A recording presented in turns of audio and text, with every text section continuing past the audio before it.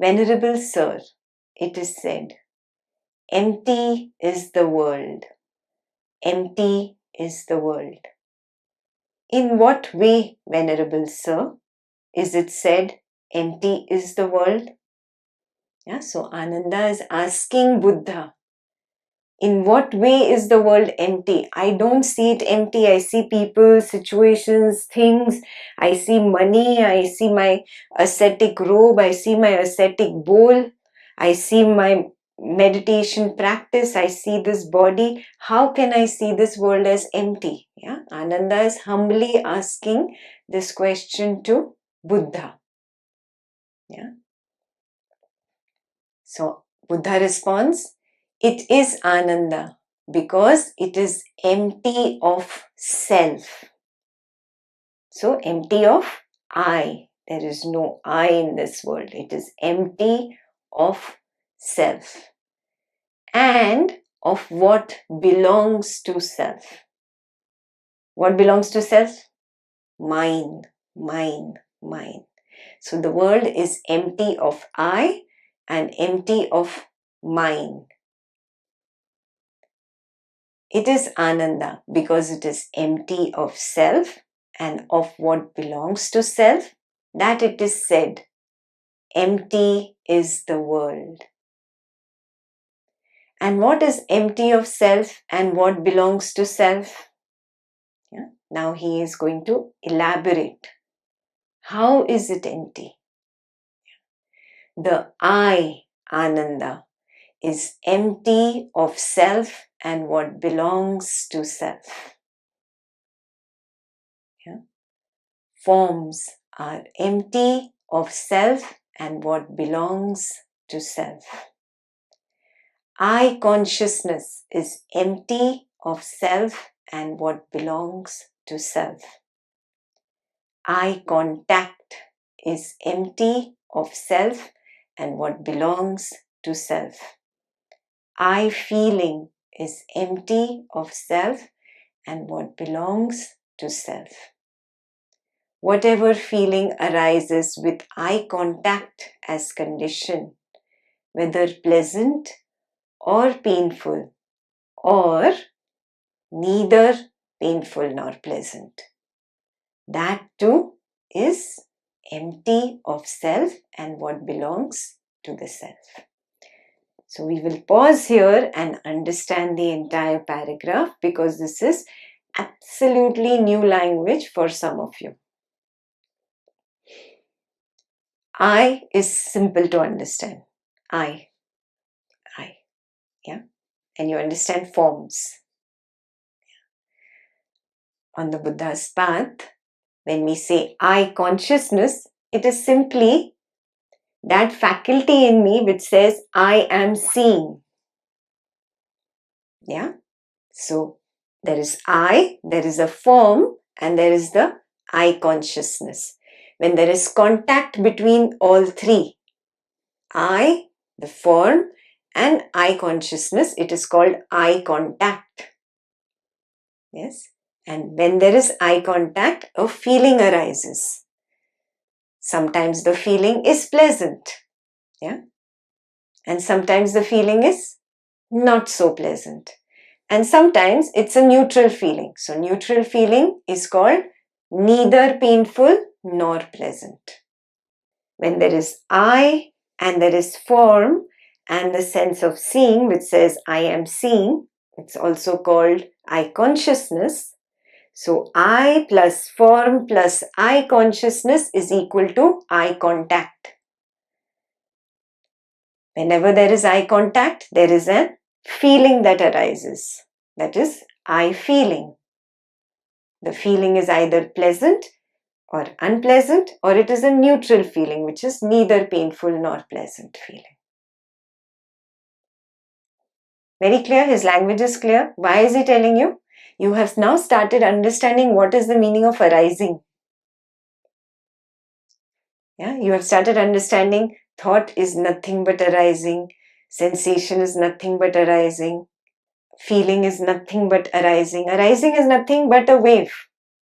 You have started recognizing they all fall into the same bucket, whether it is a thought or a feeling or a sensation or perception, everything is nothing but arising.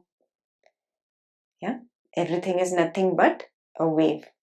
So when we come on the Buddha's path, he has broken down every single arising and labeled it in the sequence that it occurs. So I, then the form, then the I consciousness, then the eye contact, then there is I feeling. It's just so quickly happening in the same second that you cannot comprehend that.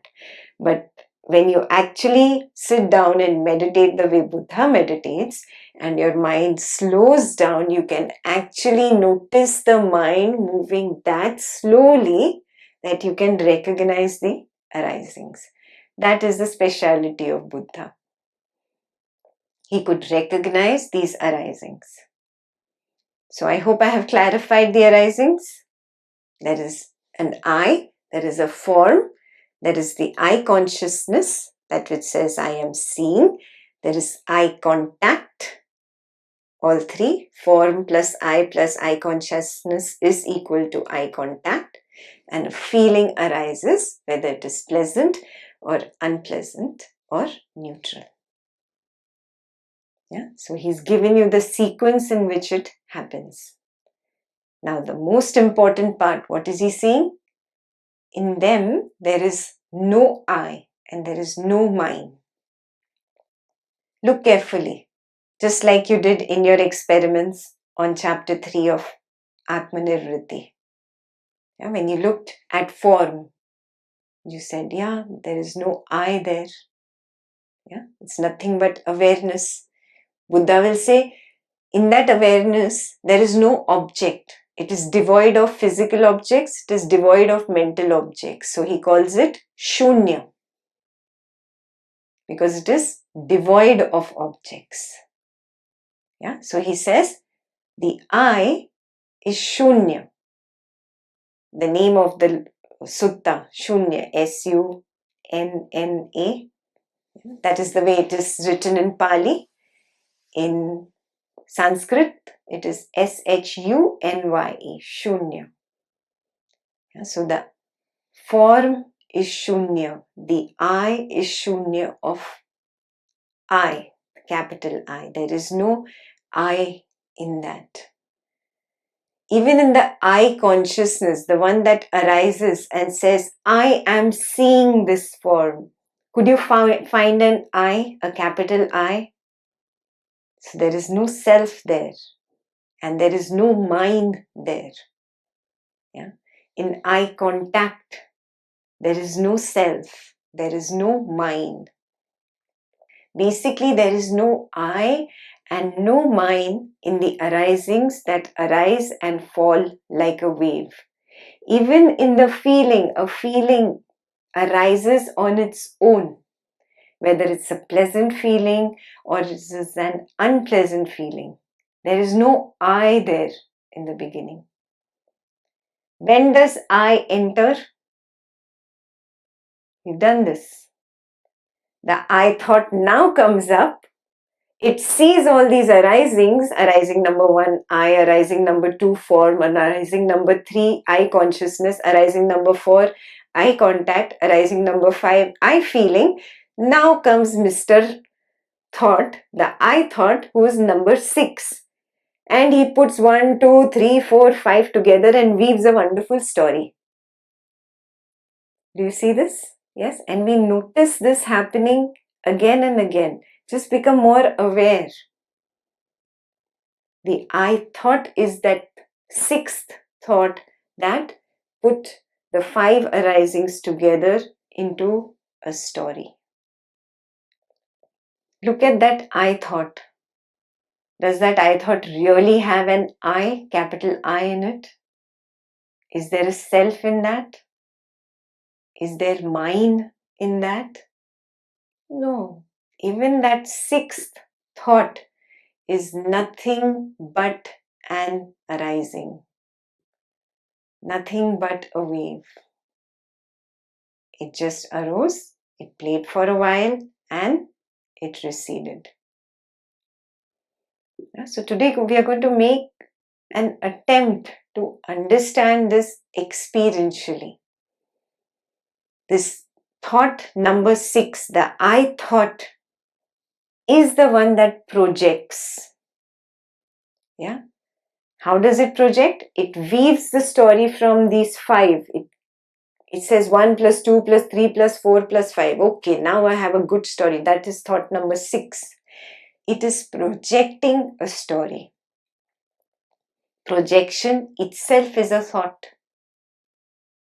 It joins the waves 1, 2, 3, 4, 5 and creates number 6. I'll give you an example. Suppose you're walking past an ice cream shop and they have some mint ice cream poster, nice beautiful green ice cream with chocolate chips on it. Okay, you are passing by, the image appears first, the form is there. Immediately the eye looks at it, eye consciousness is born, there is eye contact and a feeling arises. All this happened without the involvement of the capital I or mine. The capital I was not there. There was no I till now. The perception of that image happened on its own. The I moving in that direction happened on its own. I consciousness came up on its own. The contact between the 3 happened on its own. A feeling arose on its own. Number 6, the I thought comes up and now says, my feeling. It weaves a story from 1, 2, 3, 4, 5 arisings and says, okay, I want mint ice cream. Till now, there was no I there. There was no mine. The I and my story started at thought number 6. So thought number 6 is the one that projected the story. The projection happened here. Maybe thought number 7 comes up and says, I really don't want mint ice cream. And you drop it. Yeah. Many stories can happen after that point. We don't know that. But recognize that thoughts arise of their own accord. I am not really doing anything. I am not really making a thought arise. I am not making a sensation arise. Even the story, the projection, thought number 6 came up on its own and resided. I am just witnessing all this that is happening. When I forget myself as the witness, get involved in the story of thought number 6, then I assume doership. I can never be the doer. I'm just assuming doership and I get trapped in a story.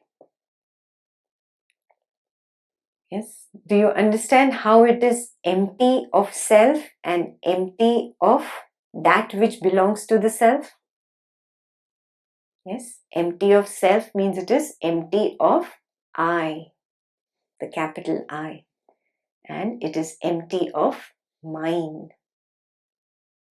Now you apply how this projection manifests in your own life.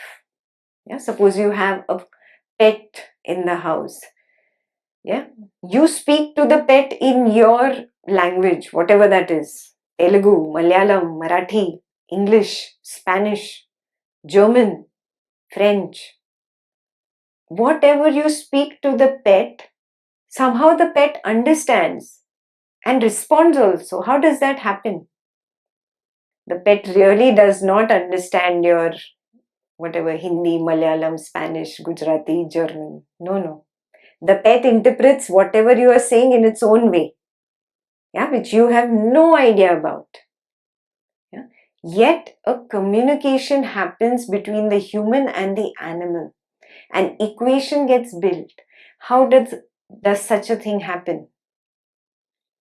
You would assume that the pet has learnt your language, but this is only your assumption. Notice if there is a baby in the same house, The baby who has not learned to speak any language, he also develops an equation with the pet. Have you noticed that? So it has got nothing to do with your language of Marathi, English, German, French. No. What is really happening here? Whenever I am interacting, not just with an animal, with a human, with anybody, the I projects itself out. I project myself. That is the meaning of when there is an I, there is a you. When there is no I, there is no you. This is the meaning of it. I always project myself out. In that projection, I create an image in my own mind of the other person. And I speak and interact with that image in my mind. I have no proof whether that other person really exists. Yeah? I interact with that image in my mind. That is the same thing that is happening in your relationship with the dog, with your spouse, with your family members, even with Ekta right now.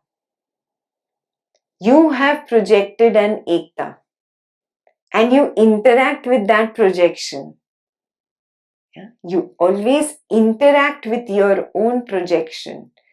Yeah? I love what J.K. Krishnamurti says. He says, even when you are praying to God, to an idol, you have actually projected yourself out there and you are doing puja. You are worshipping your own self. Whenever you interact with the image of God in your mind, you are actually worshipping your own self. Recognize that you do this projection in every transaction in this material world. In every transaction. Now do you recognize what is the meaning of projection? Yeah, with these few examples. So that's what wave number or arising number 6 did with the first 5. Remember, again, number 6 is an assumed doership. There is no real doer there.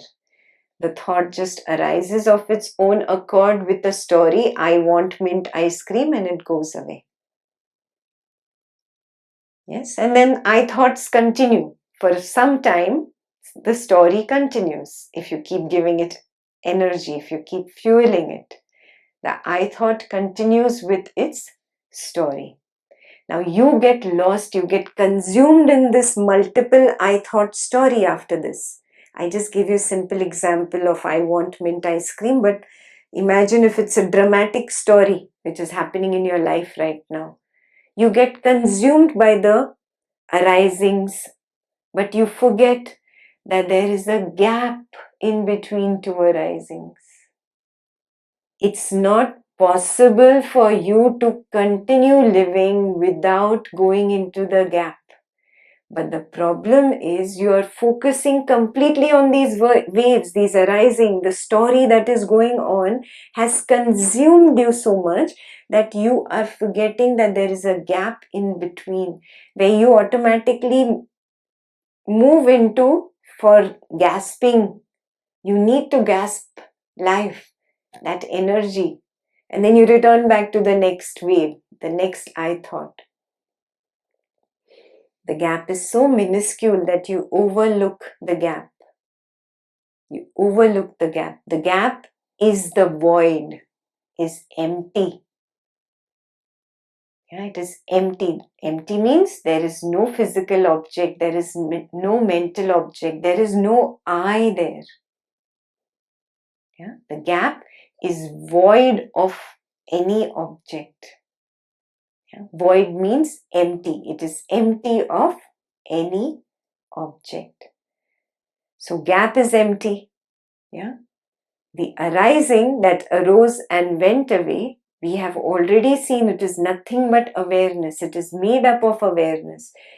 The wave in the water is not different from water. Yeah. So a wave in the void is not different from void. And then you realize, oh, It is the nature of the void to just have certain waves in it.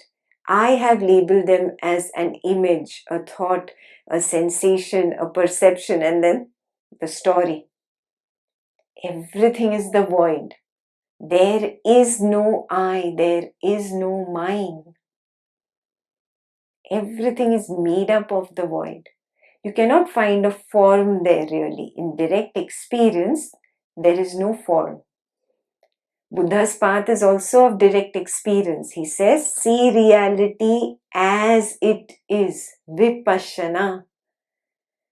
See reality as it is. Pashyana is to see. Yeah? Vi is special, special seeing. So when you look closely at the nature of the wave, it is nothing but void. It is made up of the void. You cannot find a form there. You cannot really find seeing, or in Buddha's language, eye consciousness there. You cannot find anything in eye contact. That is also void. That is also empty. You cannot find anything in the feeling, whatever feeling arose when you saw mint ice cream poster, whether a pleasant feeling or unpleasant feeling. It is void, it is empty, there is no I there. I am not making the feeling arise or fall. There is no I. I am not making the thought arise or fall. There is no I, there is no thinker, there is no feeler. I does not exist, means it is empty of self. Mine does not exist. That means it is empty of that which belongs to the self.